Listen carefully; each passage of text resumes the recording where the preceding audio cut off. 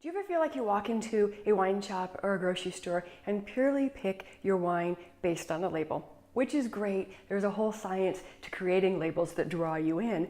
But the downside of that is you don't always know what you're getting. Talk about how to read New World wine labels, specifically those from my winery in Washington State. And all the things that I'm going to talk about should translate to any New World wine. So whether you're talking about Canadian wines, Argentinian wines, South African wines, wines from New Zealand, Australia, you get the picture. The same basic fundamentals exist on all of these labels. So the most interesting things to find on a label actually come on the back. This is where all the information is because we're trying to capture your interest and your intrigue on the front. We're going to tell you all the details on the back. So you'll always find, I shouldn't say always, you will most often find a vintage date on a wine. Here it is right here on this one, 2017. That is the year in which the grapes were harvested and the wine was fermented. The next thing that you'll find is the producer. You'll find the region in which the wine is grown. In this case, it comes from our vineyard in Lake Chelan, so it says that right there, Lake Chelan AVA.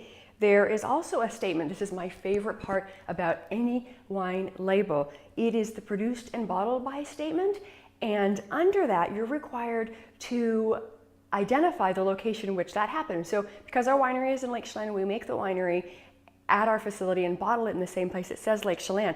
But this is a great little spot to sleuth out more information about a wine. So produced and bottled by, made and bottled by, tells you that that wine was made by that producer in the location that was listed here and bottled by. Now, if you see a statement that says cellared or blended by, followed by bottled by, so cellared or blended, that means that that wine didn't originate at that winery. That means that it was brought to a winery to be finished there, which means the barrels or the bulk wine were brought to that facility and then blended there. So those are two things to note there. But what I particularly find the most interesting about this statement is a lot of wineries will have more than one label. In our case, we just have Nefarious Cellars. It's the only thing that we do. But oftentimes when you're in a bottle shop and you're turning over the backs of those bottles because you see a new wine from a region that you love, you can find enough information on the back to be like, oh my gosh, I had no idea that so-and-so also makes this label. I love the wines they make. I can't wait to try this thing too. So that's a pretty cool thing. The other thing that you'll find on the back of the label is the varietal or varietals. So we can get around to talking about that one now.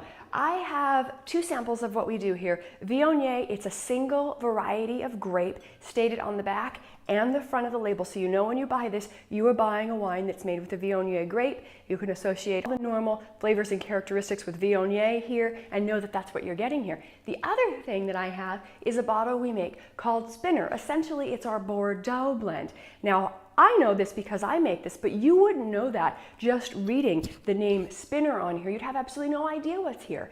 And that is something that comes up so often. It's very common for wineries to put their own name on something. And so once again, we turn around to do that sleuthing on the back, and we are required to tell you exactly what's in here. So you've turned it over, you're going to find out that it's made with Cabernet Franc and Malbec and Merlot.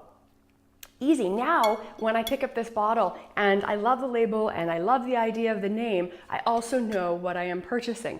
So those are the majority of the things you'll find in the label. The other thing that is a fantastic and useful statement is alcohol. So you'll always find that on the front, alcohol by percentage of volume, and also again here on the back. So you'll have an idea of what the alcohol is like there. That's a great indication of varietal. White wines tend to have lower alcohol than red wines. It's also a great way to indicate whether or not a vintage in that region was cooler or warmer that year. So if you don't have a photographic memory and remember every region and what every season was like there, you won't just inherently know that 2009 was a super warm year in Washington, 2010 was a cooler vintage.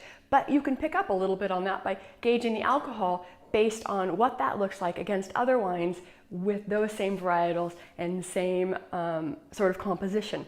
So I hope that was very helpful to you. Be sure and subscribe. We've got lots more great content coming up for you, including how to read a French wine label, which is a whole lot trickier than reading a New World label. So I'll see you later.